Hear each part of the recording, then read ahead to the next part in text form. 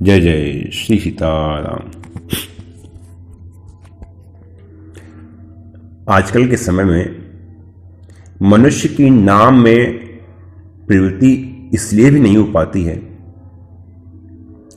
कि वो ये सोचता है कि आजकल नाम लेने वाले तो बहुत लोग हैं, लेकिन जब उनकी दशा देखते हैं तो दशा देख के मालूम होता है कि उनको कोई लाभ हुआ ही नहीं।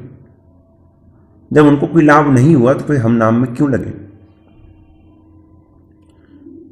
जिस नाम के एक बार उच्चारण करने मात्र से संपूर्ण पापों का नाश होना ऐसा बतलाया जाता है, उस नाम की लाखों बार हजारों बार पुनरावृत्ति करने पर भी लोग फिर भी पापों में प्रवृत्त हैं और दुखी हैं।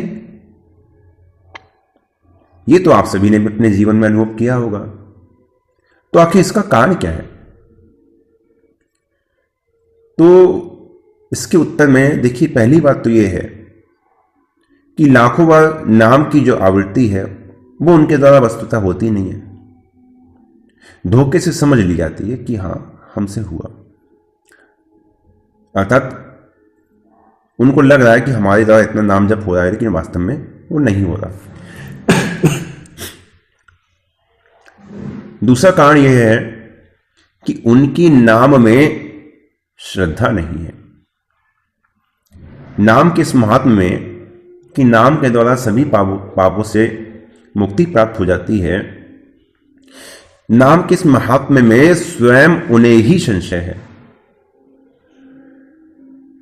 और संशयात्मा विनश्यति, जिसकी आत्मा में संशय हो जाता है उसका विनाश होता ही होता है, और इसलिए उन्हें पूरा लाभ नहीं होता। भजन में नाम जप में श्रद्धा ही फल की सिद्धि का सबसे मुख्य साधन है। अगर कोई भजन कर रहा है तो उसमें कहीं ना कहीं श्रद्धा का कुछ अंश तो रहता है। मेरा तो श्रद्धा के तो कोई नाम जप करता नहीं है, विश्वास की बात तो अलग है, लेकिन बिना श्रद्धा की तो कोई नाम जप नहीं करता। क्योंकि यदि बिल्कुल श्रद्धा ना हो, श्रद्धा शून्य हो, तो फिर नाम जप में तो प्रवृत्ति हो ही नहीं सकती। इसलिए बिना श्रद्धा के, है ना, जो नाम ग्रहण करते हैं, जो नाम जप करते हैं, है ना, उसमें नाम का जो अंश है, नाम की शक्ति का जो अंश है, उसकी मात्रा तो कम रहती है, लेकिन जो क्रिया उन्होंने की है, जो पाप उन्होंने किए हैं, उसकी निवृत्ति में जो संशय है वो उन्हें ज्यादा रहता है कि मैं इतना पापी हूं, दिन रात मेरे से पाप होता है, मैं नाम जप तो करता हूं, लेकिन मेरे पाप नष्ट होंगे कि नहीं होंगे। तो उसे अपने पाप पे ज्यादा विश्वास है और उसे नाम पर विश्वास कम है। अपने पाप की महिमा पर उसे विश्वास है कि मेरे पाप किसी के नष्ट किए से नष्ट नहीं हो सकते, लेकिन नाम की महिमा पर विश्वास कम है कि चाहे कोई भी पाप हो, नाम से बच नहीं सकता। इसलिए नाम का जो वास्तविक फल है उससे वो वंचित रह जाता है।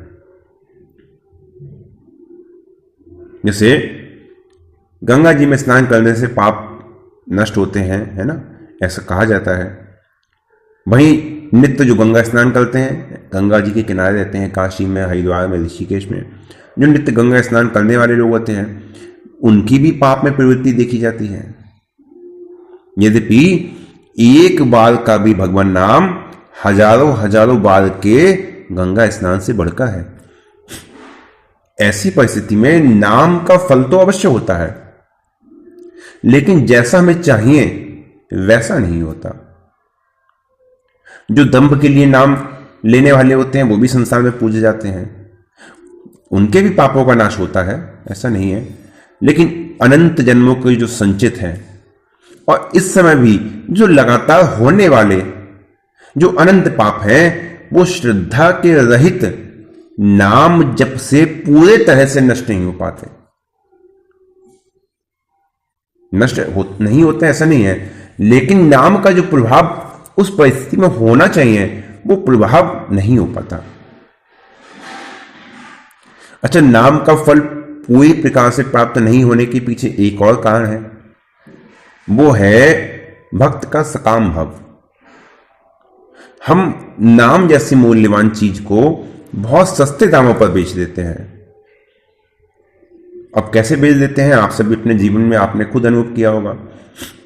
सर में दर्द होने लगा, सर दुख रहा है, सर भारी हो रहा है ना, सर भारी हो रहा है। अब उसे मिटाने के लिए राम राम राम राम, भले ही नाम जप कर रहे हैं, भले ही नहीं कह रहे, लेकिन मन में एक ही बात है कि सर दर्द है, राम राम राम राम राम राम राम कर रहे हैं, नाम जप कर रहे हैं, अब ये सर दर्द ठीक हो जाएगा। क्या हुआ?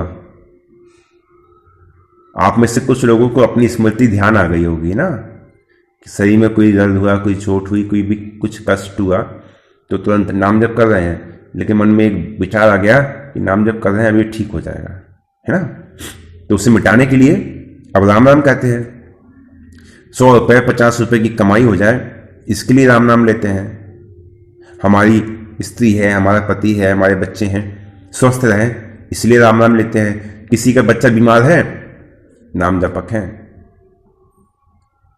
राम राम राम राम राम राम राम राम राम राम राम नाम जप कर रहे हैं। और नाम जप करके 108 बार नाम जप किया, बच्चे के माथे पे फूंक दिया, फिर राम राम राम राम राम राम राम राम राम राम, फिर एक माला करी 108 बार, फिर बच्चे के माथे पे ये इस प्रकार से नाम जप होता है, इस प्रकार से नाम का फल होगा, इस प्रकार से नाम की महिमा प्रकट होगी। कभी नहीं होगी, जीवन में नहीं होगी। कुछ लोग मान बढ़ाई पाने के लिए भी राम राम करते हैं, संतान सुख के लिए राम राम करते हैं, है ना। तो फल क्या होता है? फल ये होता है कि हम राम राम लेने पर भी जो राम नाम इकट्ठा कर रहे हैं, जो राम नाम की धन की कमाई कर रहे हैं, उसकी कमाई के साथ उसको लुटाते भी जा रहे हैं, तो लुटाने वाले मूर्ख के समान होते हैं। तो ऐसे ही हम भी मूर्ख बन के जैसे कि तैसे ही रह जाते हैं। जैसे छलनी में आप कितना भी पानी भरते रहो, सब निकल जाएगा, रुकेगा क्या? नहीं होगा ना। तो उसी प्रकार जो हमारा अंतःकरण है, हमारा अंतःकरण भी इन्हीं कामनाओं के अनेक छेदों से छलनी की भांति हो गया है। हमारे अंतःकरण में अनेक कामना रूपी छेद बने हुए हैं। नाम का जितना अमृत उसमें डलता है, सब छिन जाता है, इसमें ठहरता ही नहीं है। तो फिर राम नाम का फल कैसे हो?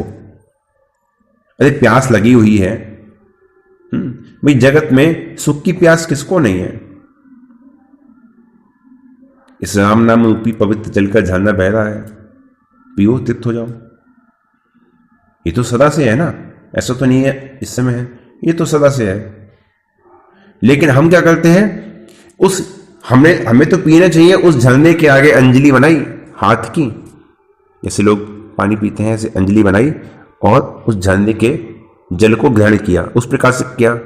और हम क्या करते हैं, हम उसके आगे अपनी कामनाओं की छलनी लगा देते हैं। बस अब ये राम नाम इसमें इकट्ठा होता रहे, अब ये राम नाम उसमें इकट्ठा होता रहे। होगा क्या? कभी होगा? कभी नहीं होगा। ना तो कभी उसमें जल रुकेगा और ना ही कभी प्यास बुझेगी। तो सकाम भाव से लिए हुए नाम से भी, नाम का जो असली फल है, जो आत्मिक सुख है, उससे हम इसी प्रकार वंचित रह जाते हैं। तो पहले तो कोई भगवान नाम लेता नहीं है, और यदि कोई लेता है तो उस काम भाव से धन, संतान, मान बढ़ाई, इन सब की वृद्धि के लिए, तो फिर फल में जैसी आज स्थिति है वैसी स्थिति बनी ही रहती है। लोग कहते हैं मैं 20 साल हो गया, 15 साल हो गया, 10 साल हो गया, 30 साल हो गया नाम जप करते करते, हमें तो आज तो कोई अनुभव हो नहीं। उसका कारण यही है कि आज जैसी स्थिति है 20 साल बाद भी वैसी ही स्थिति बनी रहती है। लेकिन ऐसा नहीं है कि नाम की महिमा कम है, नाम की महिमा तो अपार है। इस प्रकार लिए हुए नाम से भी फल तो होता है। सकाम कर्म है तो सकाम कर्म की सिद्धि भी होती है, और आगे चल के भगवान की भक्ति भी प्राप्त होती है। आगे चल के भगवान की भक्ति भी प्राप्त होती है, भगवान के नाम में रुचि बढ़ जाती है, और यदि भगवान की कृपा रही तो निष्काम भाव भी प्राप्त हो जाता है। लेकिन जो पुकार है सकाम भाव से भी, वो भी अनन्य भाव से होनी चाहिए।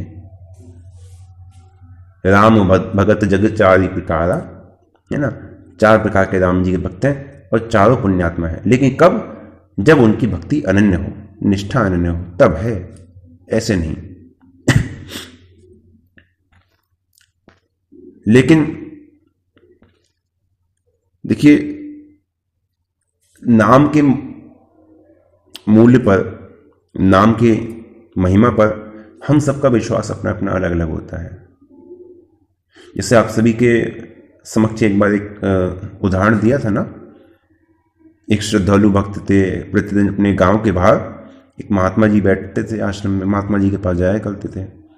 जब महात्मा जी की सेवा करते करते बहुत दिन हो गए, तो महात्मा जी ने कहा कि देखो, बस हमें लगता है कि तुम्हारी मति भगवान में है, तू श्रद्धालु है, सेवा परायण है, कुतार्किक नहीं है, तर्क वितर्क नहीं करता, सेवा में भी आलस नहीं करता, शास्त्र के वचनों में विश्वास भी करता है, किसी का बुरा नहीं चाहता, आज तक तूने मुझसे किसी से घृणा, किसी से द्वेष की बात भी नहीं कही, तेरा चित्त सरल है, काम क्रोध लोभ भी मुझे तुझ में नहीं दिखाई देता।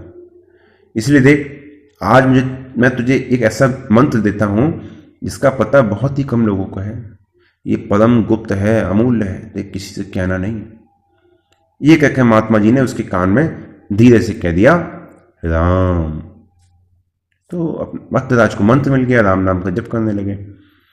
तो एक दिन गंगा स्नान करके लौट रहे थे, तो उनका ध्यान कुछ लोगों की तरफ गया, हजारों की संख्या में टोली थी। तो गंगा जी में नहाकर जो से राम राम राम राम पुकारते जा रहे थे। तो सुनता तो रोज ही था, लेकिन कभी उसका ध्यान नहीं दिया। अब वो आज ध्यान गया तो उसने मन में विचार किया कि महात्मा जी तो कहते थे कि ये राम मंत्र बड़ा गुप्त है, ये बहुत लोगों को पता भी नहीं है, मुझसे भी यही भी कहा कि किसी से कहना नहीं, लेकिन मैं तो देख रहा हूँ इससे तो सब जानते हैं, हजारों लोग राम राम करते हुए चल रहे हैं। तो उसके मन में संशय उत्पन्न हो गया। तो गंगा स्नान करके घर नहीं गया, सीधे महात्मा जी के आश्रम पे चला गया। महात्मा जी ने कहा कि इस समय कैसे आए? तो उसने पूरा वृत्तांत बता दिया। तो महात्मा जी ने उसके मन की बात जान लिया और कहा, देख, तेरे प्रश्न का उत्तर मैं तुझे बाद में दूंगा, पहले तुम मेरे काम कर दे। तो महात्मा जी ने अपनी झोली में से एक चमकती हुई कांच की गोली निकाली और उसे हाथ में देकर कहा कि देख, बाजार में जाकर इसकी कीमत करवा के लौटाओ, लेकिन तुम बेचना नहीं, केवल कीमत जान लेना, जो अच्छी कीमत दे वो आके मुझे बताना। और देखो, इसकी कीमत को किसी से अताने में बिल्कुल भूल नहीं करना। तो भक्त श्रद्धालु था, सीधा सज्जन था। आजकल का कोई होता तो पहले गुरु महाराज को याद आते, अरे हम क्वेश्चन पूछने आए, तुम्हें कांच पकड़ा दे रहे हो, नहीं पहले हमारा आंसर दो। तो गुरु की आज्ञा के अनुसार चल दिया। तो सबसे पहले गया सब्जी बेचने वाली के पास। हाँ माई, ये है, इसका कितना मूल्य होगा? तो उसने कहा कि चलो, पत्थर दिख रहा है, सुंदर है, चमक रहा है, बच्चों के खेलने के लिए आ जाएगा, सही है। तो उसने कहा ऐसा करो, इससे 2 से आलू ले जाओ, थोड़ी सब्जी ले जाओ। तो उसने कहा ठीक। एक सुनार की दुकान पर गया, सुनार को दिखाया, भाई इसकी क्या कीमत होगी? सुनार ने सोचा बढ़िया पुखराज है तो, है ना, तो उसने कहा कि 100 रुपये होगी। तो भक्त ने सोचा चलो कुछ तो कीमत बढ़ी, और आगे गया, एक महाजन के पास गया। महाजन ने देखा तो मन में विचार किया, ये तो बढ़िया हीरा है, इतना बड़ा हीरा और कहाँ मिलेगा? लेकिन मुझे तो लग रहा है ये पुखराज, लेकिन हीरा जैसा लगता है, क्योंकि ऐसे आदमी के पास हीरा कहाँ से आएगा? तो उसने कहा कि ठीक है, मैं तुम्हें 1000 रुपये में दूंगा। भक्त के मन में विचार आया कि हो ना हो, ये चीज़ तो कुछ अलग है, जहाँ जितनी बार जा रहा हूँ इसका मूल्य बढ़ता ही जा रहा है। और आगे गया तो जौहरी की दुकान पर पहुंचा। जौहरी ने परीक्षण किया तो उसे हीरा पता चला, लेकिन इतना बड़ा, इतना सुंदर मैंने तो कभी देखा ही नहीं। तो उसने कहा कि 1 लाख रुपए, 1 लाख रुपए में दूंगा। भक्त ने कहा कि नहीं नहीं बेचना नहीं है ना। तो उसका साहस नहीं हुआ और आगे गया तो उन्होंने कहा भैया अमूल्य है, इसका तो कीमत हम तुम्हें क्या दें। तो भक्त ने कहा, मन में सोचा कि अब तो सीमा हो चुकी, अब तो वापस जाना चाहिए। तो महात्मा जी के पास गया और बोला, महाराज भाई इसकी तो कीमत कोई कर ही नहीं सकता, ये तो अमूल्य है। तो गुरु ने कहा कि तुमको ये किसने बताया। भक्त ने कहा, प्रभु बाजार में तो उसने जितनी भी बातें हुई शाक वाली से और जौहरी से, महाजन से, है ना, सुनार से, वो सब बता दी। महात्मा ने उससे लेकर अपना रथ अपनी झोली में रख लिया। महात्मा ने कहा कि देखो भाई, तुम्हें मैंने ये उदाहरण केवल तुम्हारी शंका के निवारण के लिए दिया। इस रत्न की जो कीमत थी, है ना, वो सबके अनुसार अलग अलग थी, लेकिन जौहरी ने इसकी असली पहचान करी। इसकी असली पहचान तो जौहरी को ही थी ना, दूसरे नहीं पहचान सके। यदि मैंने तुझसे कहता कि तू उसे बेच दे तो तू 2 किलो आलू ही ले आता सब्जी वाली से, आगे तो जाता ही नहीं। तो अमूल्य वस्तु कौड़ी के मूल्य चली जाती, कितना बड़ा नुकसान हो जाता ना। इसी प्रकार देख ये राम नाम ही परम गुप्त है और अमूल्य पदार्थ है। इसकी पहचान सबको नहीं है और ना ही सब इसका मूल्य जानते हैं। ये अमूल्य है, लेकिन हम क्या सर्दी जुकाम के नाम पर बेच देते हैं, हाथ पैरों में दर्द के नाम पर बेच देते हैं, सर में दर्द हो रहा है तो बेच देते हैं, छोटी छोटी बातों पे बेच देते हैं ना। रात में डर लग रहा है, अरे कहीं कोई भूत प्रेत पिशाच तो नहीं हो गया, तो बेच देते हैं। जरा जैसी बात पे बेच देते हैं, हमें मूल्य ही नहीं पता। इस मूल्य के जानने वाले तो कबीरदास जी जैसे महाज जैसे संत थे, एकनाथ जी महाज जैसे संत थे, गोस्वामी जी जैसे संत थे, जो इस नाम के मूल्य को जानते थे, वही असली जौहरी थे। हम तो सब्जी बेचने वाले हैं, यथार्थ की बात है, हम तो सब्जी बेचने वाले हैं जो नाम के बदले 2 किलो आलू ही खरीद सकते हैं, इससे ज्यादा हमारी हैसियत नहीं है। हम समझते नहीं कि नाम अमूल्य है, छोटी छोटी बातों में नाम की बिक्री कर देते हैं, छोटी छोटी बातों में नाम को बेच देते हैं। वास्तव में तो देखा जाए तो हम केवल नाम का व्यापार करते हैं, लिया बेच दिया, लिया बेच दिया, केवल व्यापारी जैसी स्थिति है। ऐसा जो अमूल्य राम नाम है उसको कौड़ी 2 कौड़ी के मूल्य पर बेच देते हैं। और भक्ति में और प्रेम में, भाई आपके पास अमूल्य चीज है, उसको कौड़ी 2 कौड़ी में बेच दोगे तो क्या रहेगा, दरिद्र ही रह जाओगे ना। तो उसी प्रकार ऐसा अमूल्य जो राम नाम है, जो तुम्हें सारे संसार का सेठ बना सकता है, उसको 2 कौड़ी में बेच दोगे तो क्या रहेगी, दरिद्रता बनी रहेगी ना, जीवन पर्यंत दरिद्र बने रहोगे। कहते हो ना 20 साल बाद भी कुछ फर्क नहीं पड़ा, वो यही हुआ कि 20 साल बाद भी दरिद्र के दरिद्र ही बने रहे। दरिद्र होने से प्रारंभ किया था, नाम लेना प्रारंभ किया, उसका बेचते रहे, तो 20 साल बाद भी दरिद्रता वाली ही स्थिति रही। स्थिति में कोई सुधार नहीं हुआ, कोई भी सुधार नहीं हुआ। न भक्ति मिली न प्रेम मिला, दोनों ही स्थितियां शून्य ही रही। और बिनु विश्वास भगति नहीं थे, बिनु द्रविण राम। जब भक्ति नहीं, प्रेम नहीं, विश्वास नहीं, तो फिर भगवान भी नहीं मिलते। और राम कृपा बनु सपना हो जीव न लहे विश्राम। और जब तक भगवान की प्राप्ति नहीं होती तब तक जीव को कभी दुखों से छुटकारा नहीं मिल सकता, कभी नहीं मिल सकता। इसलिए भगवान की प्राप्ति का साधन एकमात्र भगवान नाम है, इसे कहीं और प्रयोग नहीं करना चाहिए। भगवान नाम का किसी भी दूसरे काम में प्रयोग नहीं करना चाहिए। भगवान नाम लेना चाहिए केवल भगवान के लिए, भगवान के लिए भी नहीं तो उनके प्रेम के लिए, उनके प्रेम के लिए भी नहीं तो इसलिए कि नाम लिए बिना जिया नहीं जाता। मन की वृत्तियां ऐसी बन जानी चाहिए कि जिससे भजन हुए बिना एक क्षण भी चैन नहीं आए। जैसे श्वास रखते ही ना, श्वास उठते ही क्या होता है, दम घुटने लगता है, बस श्वास आनी चाहिए किसी प्रकार से। प्राण वायु अत्यंत व्याकुल प्राण झटपटाने लगते हैं, बस कोई छोड़ दे, बस श्वास ले लें। इस प्रकार भजन में जरा सी भी चूक हो जाए, जरा सी भी भूल हो जाए, क्षण मात्र के लिए भी, तो प्राण छटपटाने लगने चाहिए, प्राण छटपटाने लगने चाहिए। नाथ जी बताते हैं भजन कैसे होना चाहिए। अव्यावर्त भजनात्, तैल धारा, जैसे तेल की धारा होती है ना बीच में, कहीं कटी फटी नहीं, बिल्कुल एक धारा शुरू से लेकर अंत तक, ऐसा भजन होना चाहिए। ऐसे भजन करने से ही भगवान के प्रेम की प्राप्ति होती है। भजन में सबसे पहले नाम की आवश्यकता है, क्योंकि जिसका भजन करना है सर्वप्रथम उसका नाम जानना पड़ता है। क्यों? क्योंकि समुचित सदस्य नाम और नामी, क्योंकि नाम और नामी, जहां नाम होगा वहां नामी होंगे। इसलिए नाम ही भजन का मूल है।